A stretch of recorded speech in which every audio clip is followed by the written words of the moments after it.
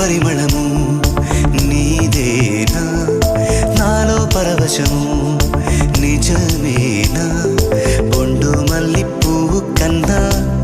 తేలికగు నీ సోకు